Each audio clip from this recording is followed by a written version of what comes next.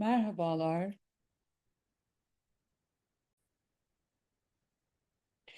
Yepyeni çalışmamıza hoş geldin. Şimdi rahatsız edilmeyeceğin rahat bir alana geç lütfen. Telefonunu sessize al. Otur ya da uzan. Bedeninin bulunduğun yer tarafından taşınmasına izin ver. Bu çalışmayı farklı zamanlarda en az 3 kez tekrar edebilirsin. Çünkü her tekrarla başka bir cümle, başka bir duygu ya da başka bir gerçek sana kendini gösterebilir. Şimdi gözlerini kapat ve kendini değiştirmeye çalışmadan yalnızca kendini duymaya niyet et. Nefesini büyütmeye ya da belirli bir ritme sokmaya çalışma. Nefesin nasıl geliyorsa öyle gelsin. Nasıl gidiyorsa da öyle gitsin. Başının, sırtının, ellerinin ve bacaklarını bulunduğun yere temasını hisset ve şu anda bulunduğun ortamı fark et.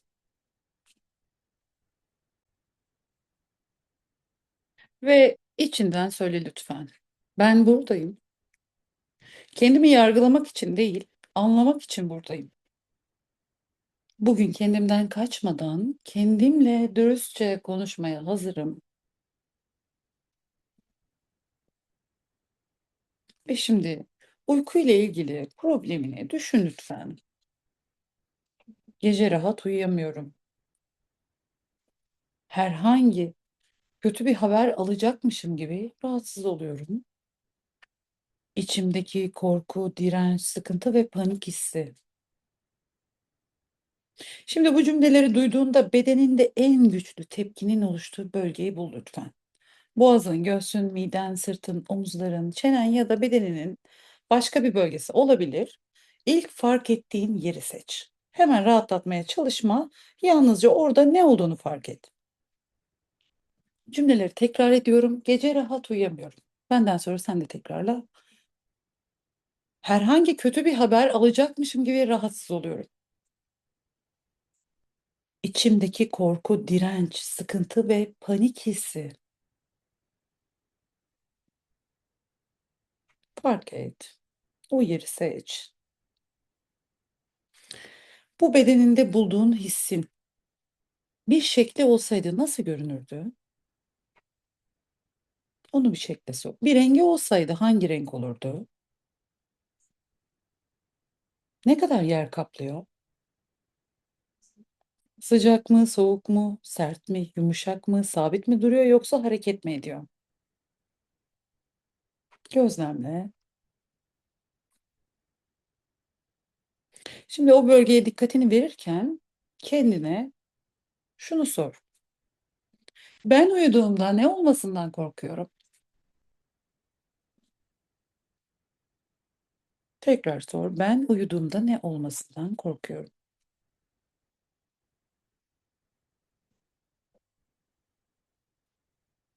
Cevabı hemen bulamadıysan sana birkaç ihtimali hatırlatayım.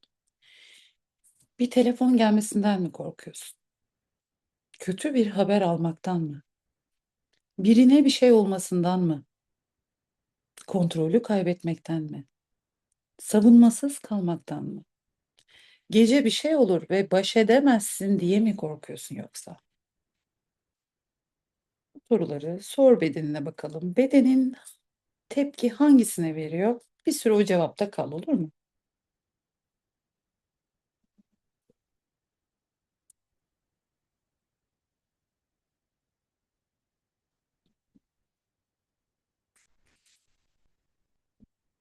Şimdi şu cümleyi tamamla. Ben geceleri aslında nokta nokta nokta olmasından korkuyorum.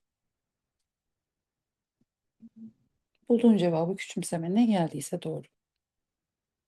Mantıksız bile olabilir. Değiştirme hemen. Çünkü şu anda aradığımız şey doğru görünen cevap değil. Senin içinde gerçek olan cevap. Ben geceleri aslında nokta nokta nokta olmasından korkuyorum.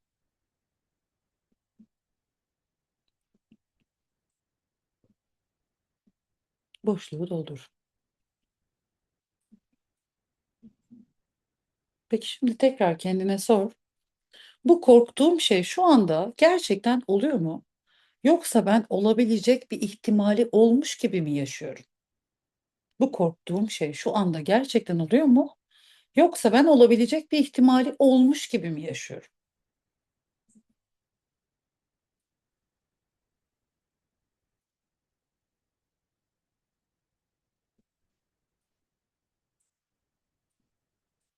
Şu anda bildiğin gerçekle düşündüğün ihtimali birbirinden ayır. Bu kesin olarak oluyor dediğin şey ne? Böyle bir şey olabilir dediğin şey ne? Bir şeyin mümkün olması onun şu anda gerçekleştiği anlamına gelmiyor. Bir şeyden korkman da onun mutlaka yaşanacağı anlamına gelmiyor.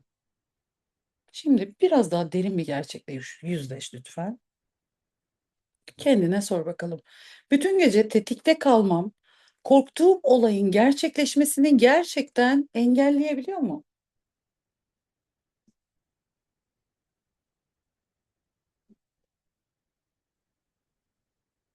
Evet, endişelenmekle önlem almak aynı şey değil. Önlem almak yapabileceğin bir şeyi yapıp sonrasında durabilmektir. Endişelenmek ise aynı ihtimali tekrar tekrar düşünerek bedenini sürekli hazır tetikte tutmaktır. Şimdi kendine dürüstçe sor. Ben gerçekten bir önlem mi alıyorum? Yoksa kontrol edemediğim şeyleri düşünerek kendime kontrol hissimi yaratıyorum.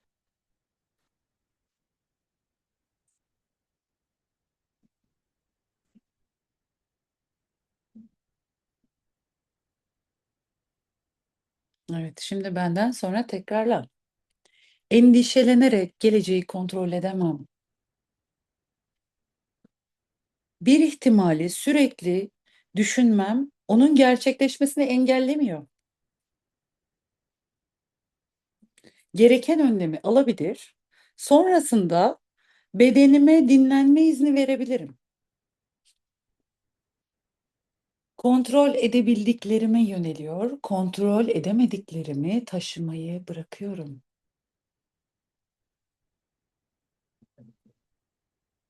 Şu anda burada olmayan bir tehlikeyi bedenimde yaşamak zorunda değilim. Ve şimdi bedeninde seçtiğin bölgeye yeniden dön. Bak bakalım his aynı yerde mi? Büyüdü mü? Küçüldü mü? Hareket etti mi? Değiştirmeye çalışma. Yalnızca bedeninin verdiği cevabı fark et.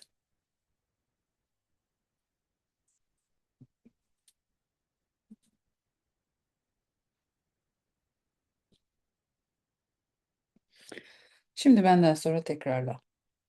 Hayatla ilgili korkularım ve ilişkilerimde yaşadığım panik, korku ve yoksunluk. Bu cümleyi tekrarla lütfen. Hayatla ilgili korkularım ve ilişkilerimde yaşadığım panik, korku ve yoksunluk.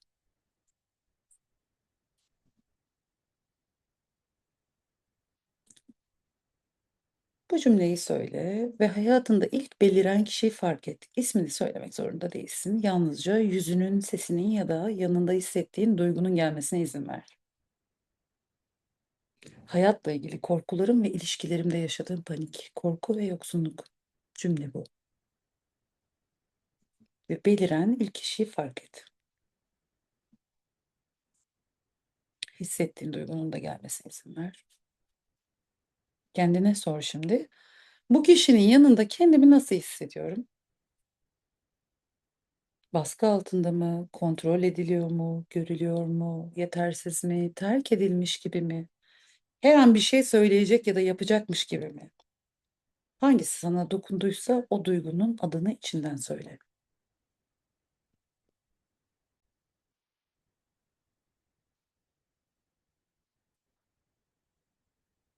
Şimdi şu cümlenin boşluğunu tamamla lütfen. Senin yanında kendimi nokta nokta nokta hissediyorum.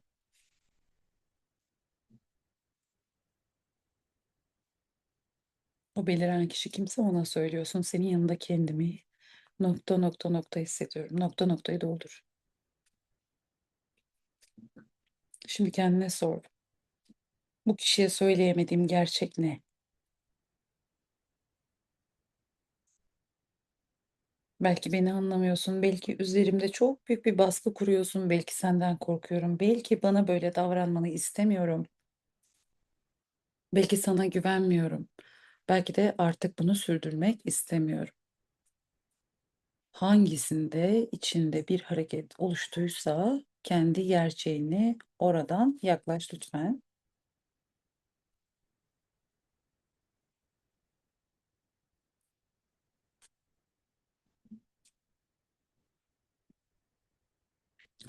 Şimdi o kişiye şunu söyle.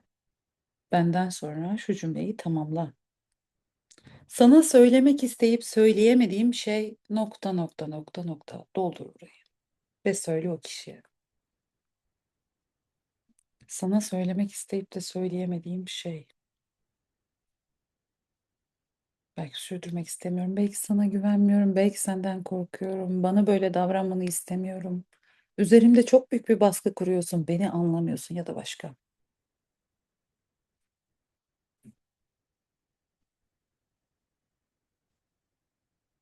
O cümleyi kendi içinde de böyle net olarak duy ama lütfen.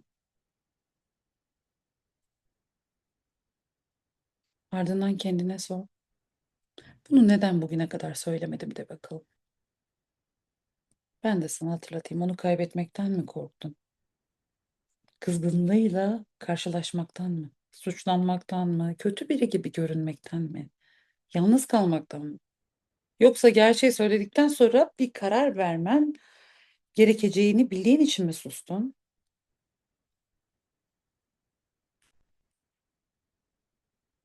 Bunu bugüne kadar neden söylemedin? Şimdi şu gerçekte yüzleş ki kendine söyle. Söyleyemediğim her şeyin bedelini bedenime mi ödetiyorum? Sor bakalım kendine.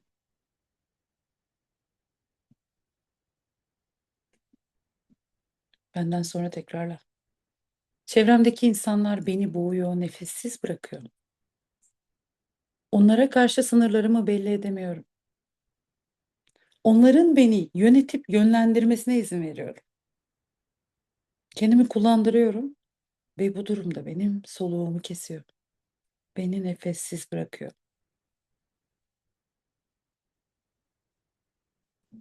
Şimdi bu cümlelerde yalnızca karşındaki insanın yaptıklarına bakma. Kendi davranışını da gör lütfen. Rahatsız olduğun halde nerede sessiz kalıyorsun? Hayır demek istediğin halde nerede tamam diyorsun? Sonra karşındaki insan sana haksızlık yapmış gibi öfkelenirken kendi sınırını koruyamadığın gerçeğini görmezden geliyorsun. Şimdi kendine sor, benden sonra tekrarla. Ben neden sınır koyamıyorum? Sor bakalım kendine. Ben neden sınır koyamıyorum? Tekrarla bu cümleyi. Ben de sana hatırlatayım. Hayır dersen sevilmeyeceğini mi düşünüyorsun? Karşındaki insan kızarsa buna dayanamayacağından mı korkuyorsun? İhtiyacını ifade ettiğinde bencil görüneceğine mi inanıyorsun? Ya da başkalarının huzuru bozulmasın diye kendi bedeninin huzurundan mı vazgeçiyorsun?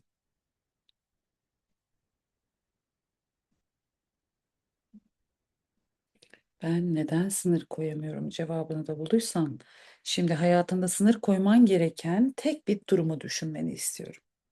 Yalnızca birini seç ama. Bu durumda seni rahatsız eden davranışı açıkça gör lütfen.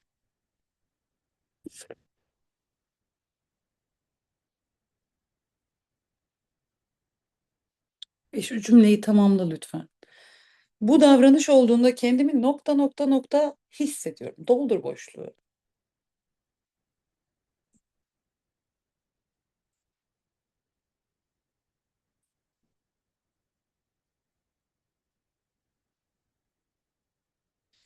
Peki şunu da tamamla. Bundan sonra ihtiyacım olan nokta nokta nokta.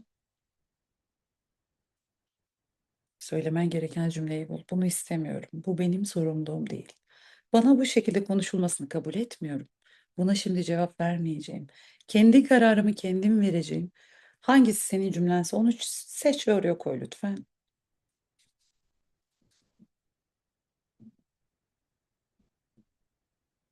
Şimdi o cümleyi mümkünse sesli olarak söyle.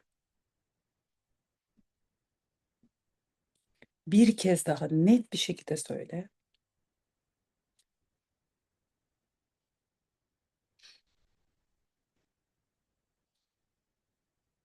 Şimdi benden sonra tekrarla. Söyleyemediğim her şeyi bedenimde taşımak zorunda değilim. Karşımdaki insanın tepkisi benim gerçeğimi geçersiz kılmaz. Hayır demem sevgisizlik değildir. Sınır koymam beni kötü biri yapmaz. Başkalarının duygularını yönetmek benim görevim değildir. Kendi alanımı, bedenimi ve huzurumu korumayı seçiyorum. Kendimi ifade etmek nefessiz kalmak değil, kendime yer açmaktır. Şimdi ellerin o bulunduğun yüzeye hafifçe bastırır mısın? Kollarındaki gücü hisset. Ardından ellerini gevşet. Başını rahat olduğu kadar sağa ve sola çevir. Bulunduğun ortamın bugününe yeniden dön.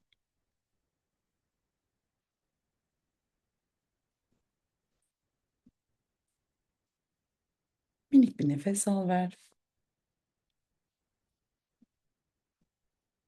Şimdi benden sonra şu cümleleri tekrarla. Hem manevi dünyaya aitim, hem de bu dünyadaki maddiyatla olan ilişkim para kazanma ile ilişkili. Tekrar. Hem manevi dünyaya aitim, hem de bu dünyadaki maddiyatla olan ilişkim para kazanma ile ilişkili. Hırslarım ve egom. Bu ikisi bazen çatışıyor. Tekrarla. Bazen maneviyata fazla odaklanıyorum sanki. Bu hayatın içinde değilmişim gibi acı çekiyorum. Şimdi kendine sor sesli. Hayatın içinde gerçekten yer almakla ilgili korkum ne? Hayatın içinde gerçekten yer almakla ilgili korkum ne? Ben sana hatırlatayım. Para kazanırsan değişeceğinden mi korkuyorsun? Başarılı olduğunda insanlardan uzaklaşacağından mı korkuyorsun? Görünür olursan eleştirileceğine mi inanıyorsun?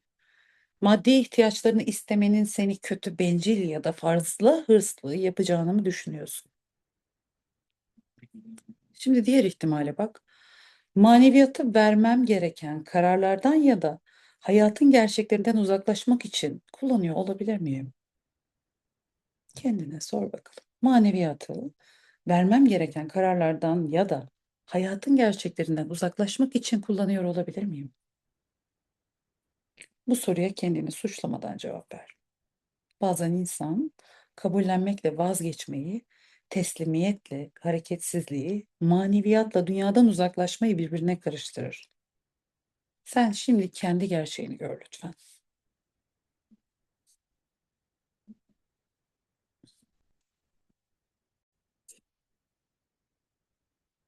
Kendine sor. Ben aslında ne istiyorum?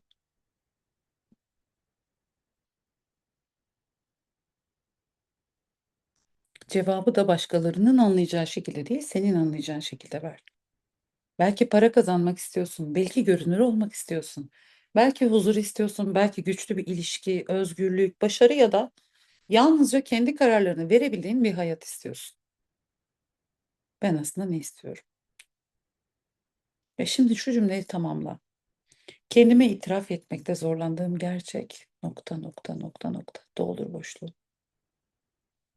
Kendi gerçeğini duy.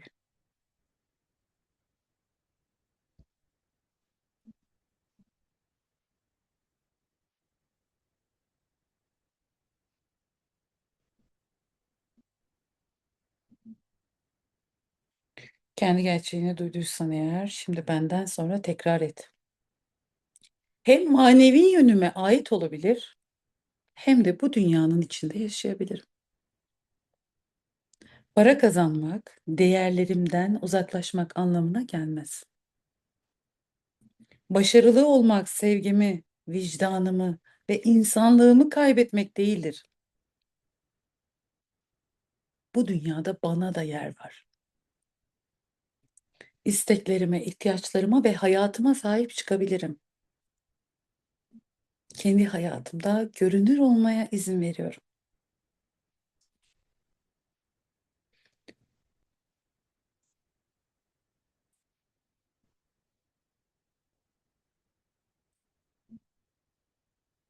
Tekrarla lütfen.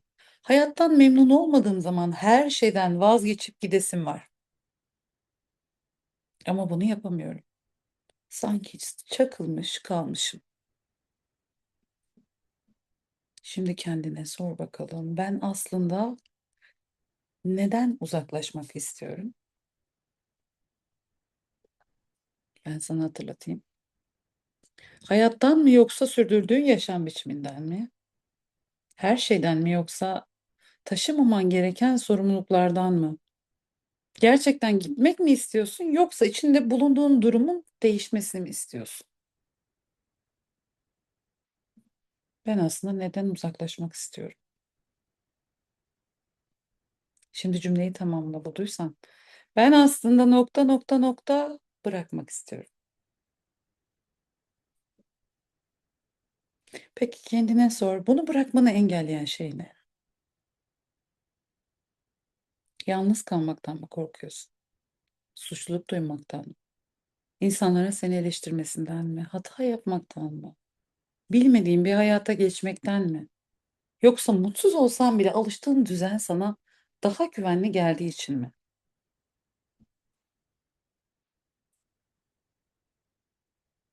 Şimdi şu gerçekte yüzleş. Yapamıyorum dediğim şeylerin hangisinde aslında sonucunu göze alamıyorum? Kendine sor bunu. Yapamıyorum dediğim şeylerin hangisinde aslında sonucunu göze alamıyorum? Kendini suçlamadan dürüst ol. Bir seçeneğin olmayabilir. Fakat bazen de seçenek vardır ve seçimin bedelinden korktuğumuz için kendimize yapamıyorum deriz. Şimdi kendi gerçeğini ayırt et lütfen.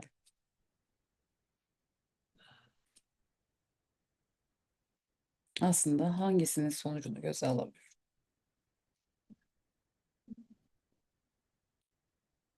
Bunu da bulursan kendine sor. Böyle kalmaya devam etmek bana ne sağlıyor?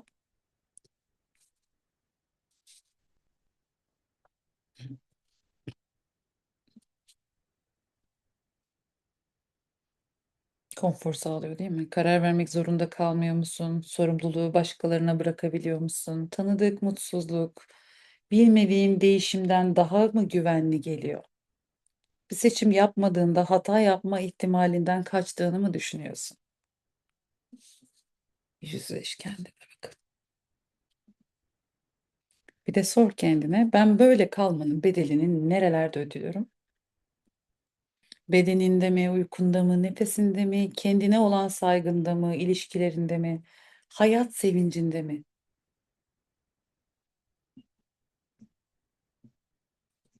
Ben sana bir soru yönelteyim. Bir yıl daha hiçbir şey değiştirmeden devam edersen, bu durum senden ne alacak?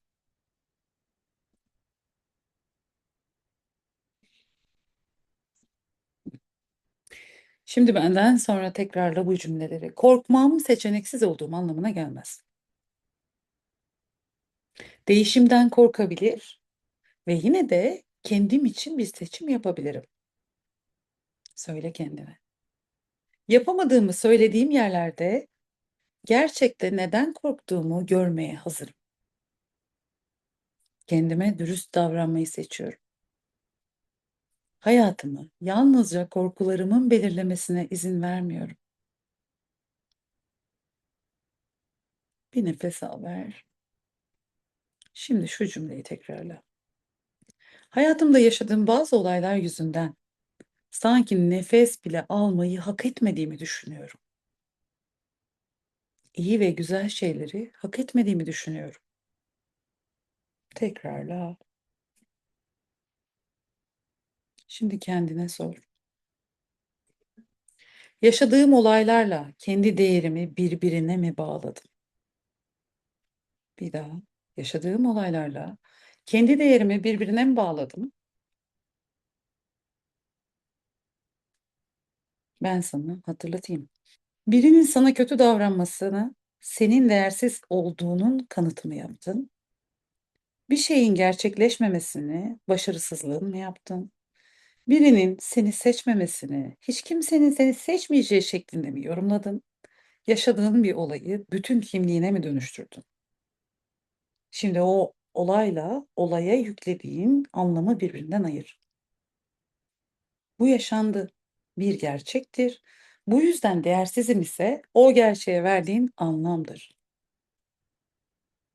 Şu cümleyi tamamla lütfen. Yaşadığım olay nokta nokta nokta.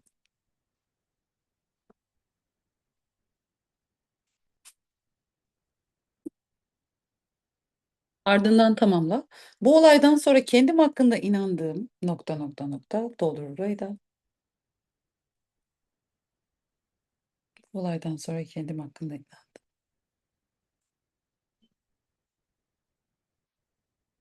Sor bir daha kendine. Bu inancın doğru olmadığını gösteren hangi gerçekleri bugüne kadar ben küçümsedim? Ben sana hatırlatayım yine. Hayatta kaldığın, başardığın, öğrendiğin, emek verdiğin, insanlara dokunduğun ve bugün kendinle yüzleşmeye hazır olduğun bütün anları hatırla. Kendine anlayış göstermek, yaşananları inkar etmek değildir. Yaşanan bir olayın seni bütünüyle tanımlamasına izin vermektir. Benden sonra tekrarla bu cümleleri. Yaşadığım olaylar benim bütün kimliğim değildir. Birinin bana davranışı benim değerimi belirlemez. Bir sonucun gerçekleşmemesi benim yetersiz olduğum anlamına gelmez. İyi ve güzel şeyleri kabul etmek için acı çekerek bedel ödemek zorunda değilim. Yaşamda yer kaplamayı hak ediyorum. Nefesimi, sesimi ve ihtiyaçlarımı küçültmek zorunda değilim. Duygularımı paylaşmak istediğimde nefes almakta zorluk çekiyorum. Tekrarla bu cümleyi 2-3 kere. Duygularımı paylaşmak istediğimde nefes almakta zorluk çekiyorum. Şimdi şunu tekrarla. Kızgın hissettiğimde soluk soluğa kalıyorum. Kısıtlandığımı hissettiğimde, hareketsiz kaldığımı hissettiğimde nefes almakta güçlük çekiyorum. Bazen nefesimi vermekte de güçlük çekiyorum. Tekrarla. Şimdi o az önce bedeninde seçtiğin, boğazında, göğsünde ya da bedenin herhangi bir bölgesinde seçtiğin hissi fark et ve o hisse, yani kendine yalnızca şu soruyu sor. Ben hangi duygumu söylemiyorum?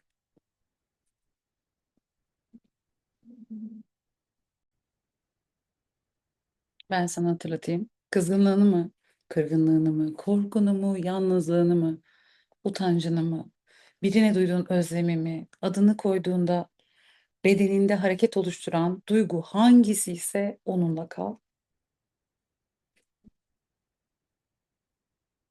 Kendine sor, bu duygu bana ne anlatıyor?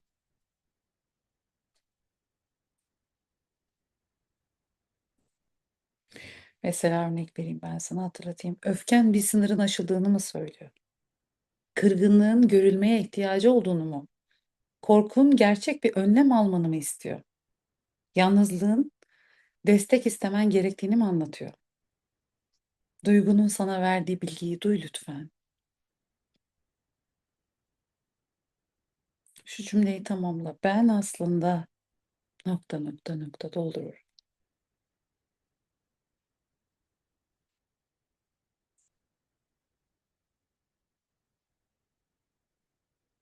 Ardından tamamla.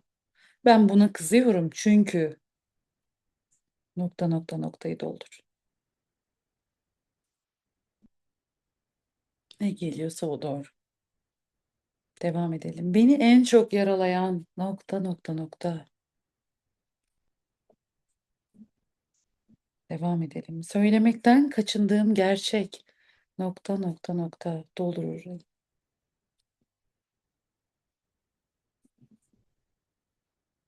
Şimdi o bulduğun cümleyi mümkünse fısıltıyla söyle.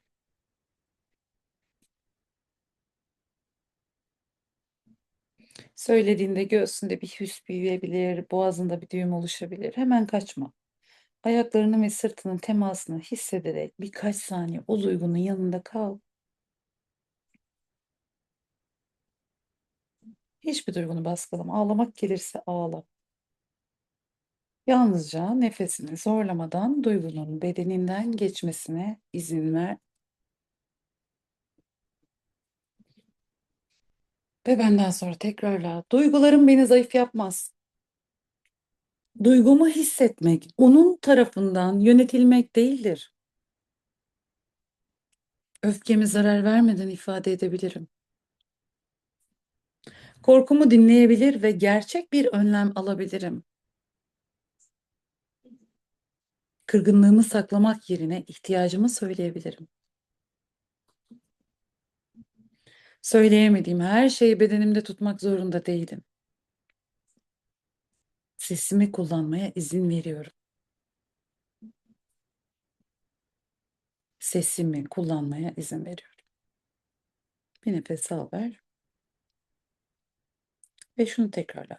Bulunduğum ortamda tehlike olduğunu hissediyorum.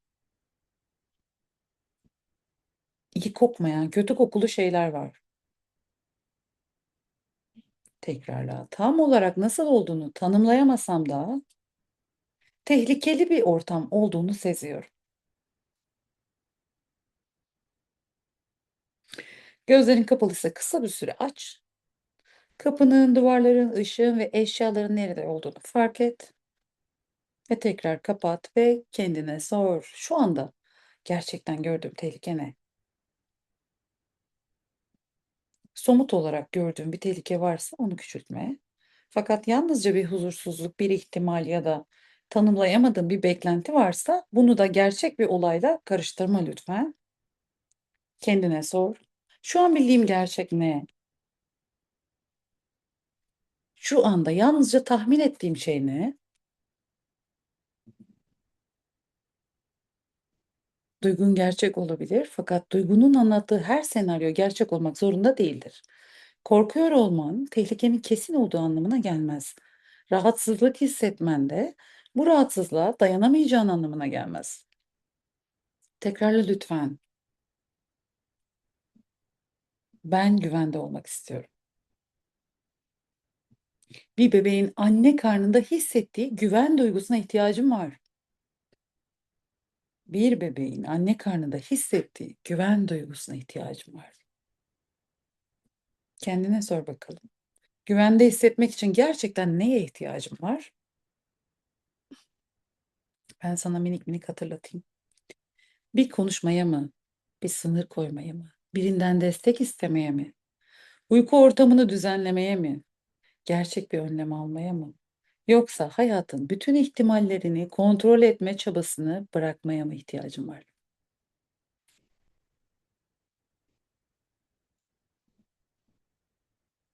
Şu gerçekle de yüzleş ki her şeyin kesin olmasını bekliyorsan tamamen güvende hissetmen mümkün değildir.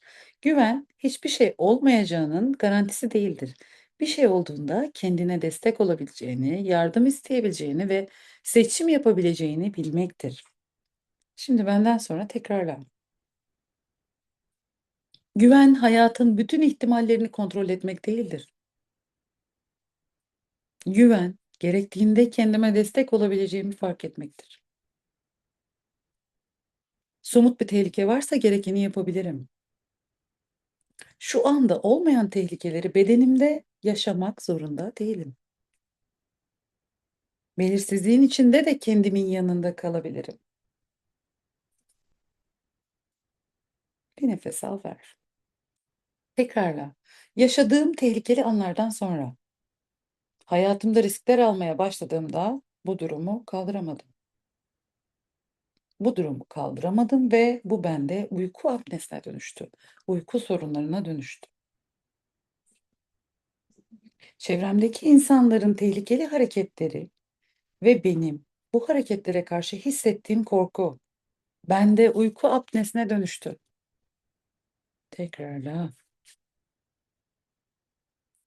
Her an tetikte olmama sebep olabilecek kötü haberler, duyduğum zaman beni kızdıran sözler uyku apnesine dönüştü. Yaşadığım ani bir korku ben de bir anlık uyku apnesine dönüştü. Güvende olmadığımı hissetmek uyku apnesine dönüştü. Şimdi bu cümleleri tekrar ettim. Bu cümlelerin hangisine bedenin daha güçlü tepki verdi? O cümleyi tekrar içinden söyle.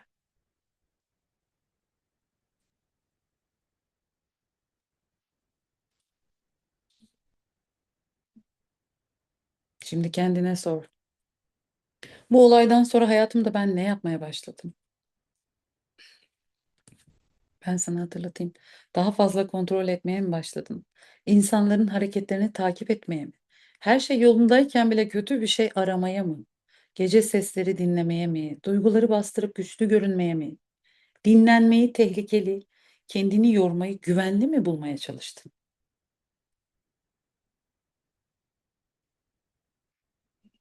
Evet, şimdi kendi döngünü fark et. Bir düşünce geliyor, bedenin geriliyor. Kontrol etmeye, düşünmeye, dinlemeye ya da takip etmeye başlıyorsun. Kısa süreliğine hazırlıklı hissediyorsun. Fakat bedenin tehlikenin devam ettiğini düşünüyor ve aynı döngü yeniden başlıyor. Sürekli tetikteyim. Tekrarla lütfen. Sürekli tetikteyim. Sanki sürekli kötü bir şey olacakmış gibi kaygılıyım. Yaşadığım bu olaylar uykuma, nefesime yansıdı. Ağzımla söyleyemediğim, nefesimi tüketen her şey sıkıntıya dönüştü.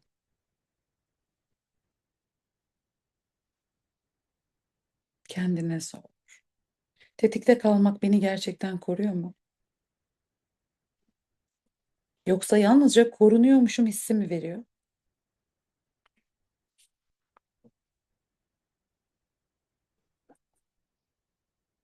Tekrar sor. Kaygılanmanın işe yaradığına dair gerçek kanıtım ne?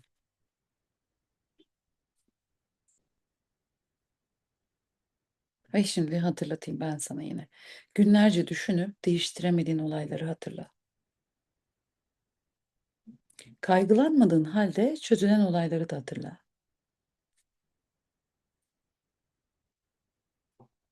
Ve kötü bir ihtimali sürekli düşünmenin o ihtimali engellemediği gerçeğini gör ne olur. Kendine sor. Çok önemli bir soru. Ben kaygılanmak yerine ne yapmalıyım? Ben sana hatırlatayım. Bir konuşma mı yapmalısın? Bir karar mı vermelisin? Bir sınır mı koymalısın? Bir sorumluluğu sahibine mi bırakmalısın? Ya da bir randevu mu almalısın? Bir gerçeği kabul etmeyi mi seçmelisin? Yoksa gereken her şeyi yaptıktan sonra aynı ihtimali düşünmeyi mi bırakmalısın? Kendine somut bir seçim belirle burada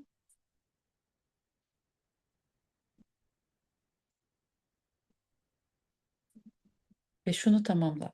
Kaygılanmak yerine nokta nokta nokta yapmalıyım. Tamamla.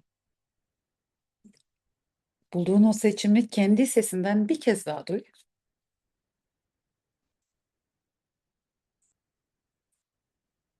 Çok güzel. Artık bu sıkıntılardan kurtulmak ve özgürleşmek istiyorum de şimdi.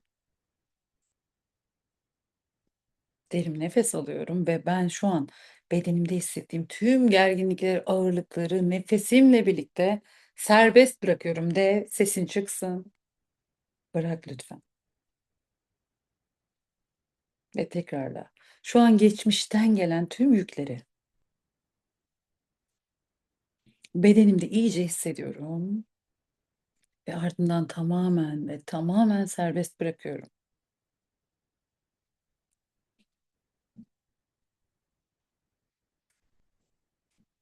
Şimdi çalışmanın başında seçtiğin bölgene yeniden dön, tepki veren bölgene.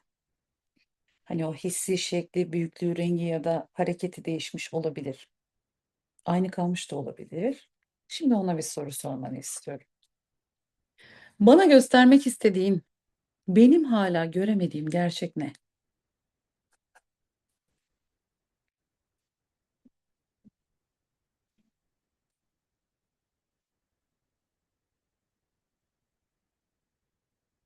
Bana göstermek istediğin ve benim hala göremediğim gerçek ne? Bedenin tüm gerçekliği biliyor. İlk gelen cevabı kabul et. Ve şimdi sağ elinin iki parmağıyla sol bileğinin iç kısmına yavaşça ve yumuşakça dokun. Bu dokunuşu bugünkü farkındalığının işareti yap lütfen. Dokun. Bileğine dokunurken benden sonra tekrarla. Neyi neden yaptığımı artık daha iyi görüyorum. Dokun oraya. El orada kalsın, parmaklar. Tetikte kalmanın bana kontrol hissi verdiğini anlıyorum. Söyle lütfen. Fakat kaygıyı güvenlikle karıştırmak zorunda değilim. Düşüncelerimi gerçek sanmak zorunda değilim. Duygularımı bastırmak zorunda değilim. Sınırlarımı koruyabilir ve ihtiyaçlarımı ifade edebilirim. Kaygılanmak yerine gereken davranışı seçebilirim. Kendimi suçlamadan sorumluluğumu alıyorum. Özgürleşiyorum, rahatlıyorum, sakinleşiyorum, gevşiyorum, hafifliyorum. Korkumu geride bırakıyorum. Derin derin nefesler alıyorum. Korkumu geride bırakıyorum. Tehlikelere karşı sürekli tetikte olmayı geride bırakıyorum. Aynen bir bebek gibi tamamen kendimi yatağa bırakarak geçmişi ve geleceği düşünmeden rahatça uyuyorum. Artık tetikte olmama gerek yok. Her an tetikte olmama gerek yok.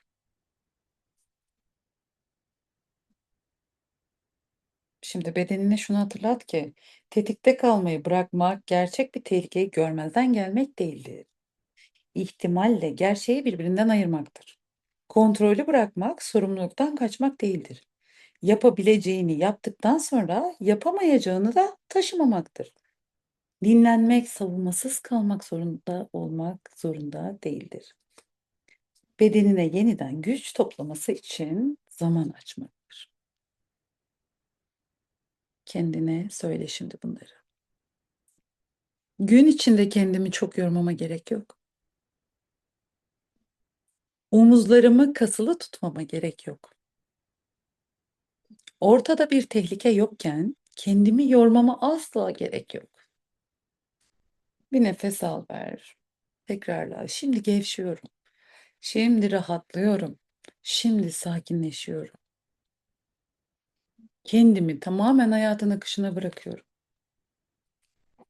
Bana fayda sağlamayan her şeyden vazgeçiyorum. Değiştiğimi, geliştiğimi kabul ediyorum. Nefes al ver. Hayatım pek çok açıdan değişti. Bazı hayallerimi gerçekleştirdim. Bazıları da geçerliliğini yitirdi. Artık bana ait olan her şeye sahip çıkmalıyım. Yeni hayallere, geleceğe bakmalıyım. Kendimi olduğum gibi ifade etmemin zamanı geldi. Bunu kabul ediyorum. Bunu kabul ediyorum. Bunu kabul ediyorum. Tekrarla.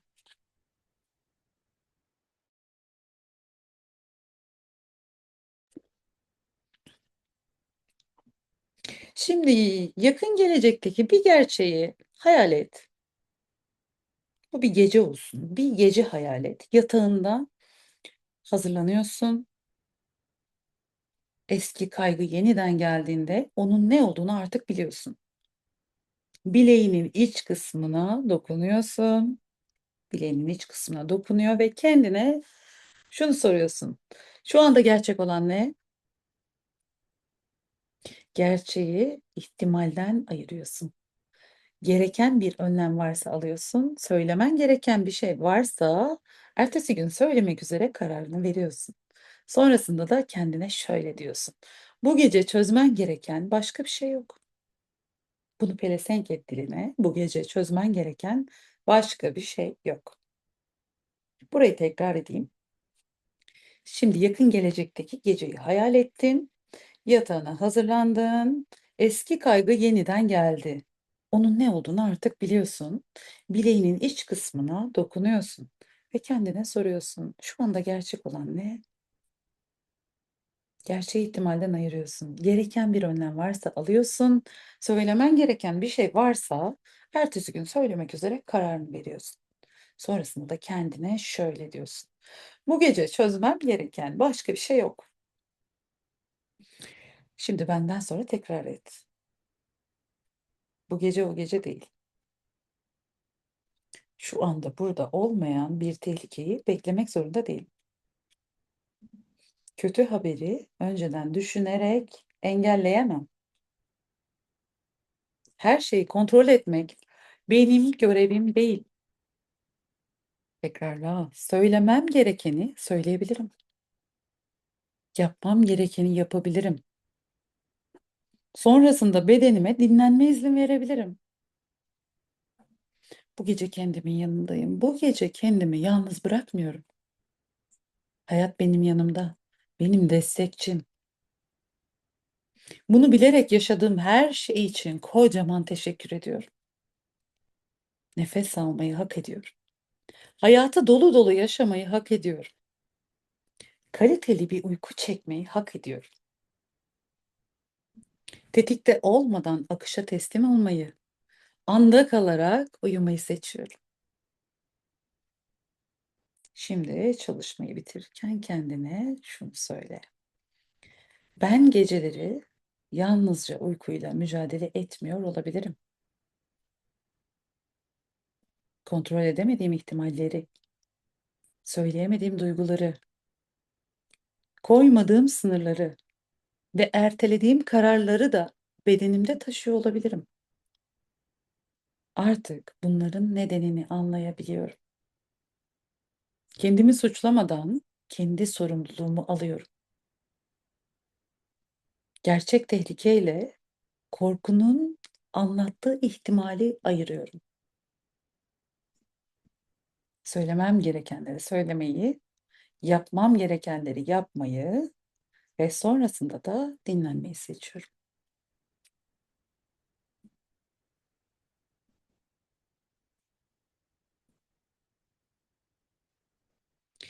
Bir saniyeliğine gözünü aç ve kapat. Kendi niyetine, kendi gözünün önüne bir çeşme gelsin. Bu çeşmeyi incele bakalım. Üzerindeki pas, tortu ya da çeşmeye ait olmayan ne varsa hepsini fark et ve orayı tamamen tertemiz yap. Gıcır gıcır bir çeşme olacak bu. Halka açık bir çeşme gibi düşün bunu. Gıcır gıcır bir çeşme olacak. Yosun, kir, pas vesaire olmayacak. Boya sabada nasıl yoksa tertemiz boya, kiri, pası temizle oradan. Burası senin hayal dünyan.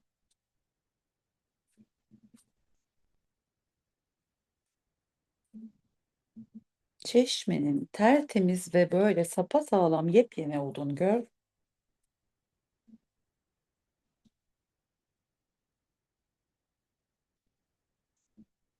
Şimdi bu çeşmeye yepyeni böyle istediğin zaman kolaylıkla açıp kapatabileceğin bir musluk tak lütfen. Yepyeni sıfır bir musluk takıyorsun. Musluğu böyle aç kapa bakalım. Nasıl çalıştığını incele. Damlatmasın, sızdırmasın, açılırken ya da kapanırken sıkışmasın, bir yere takılmasın. Aç bakalım su güzelce akıyor mu? Kapat bakalım damlatma var mı? Aç kapa birden fazla.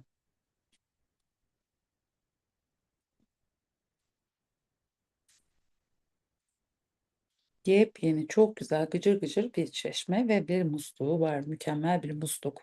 Oraya taktın. Musluğun çalışmasında hiçbir sorun olmadığını gör. Yepyeni musluk damlatmıyor, sızdırmıyor, sıkışmıyor. İhtiyacın olduğunda da kolaylıkla açılıyor ve ihtiyacın olduğunda da kolaylıkla kapanıyor. Bunu da gördükten sonra katkısı çok olsun. Çalışmanın tamamına 3 tekrar yapmanı tavsiye ediyorum.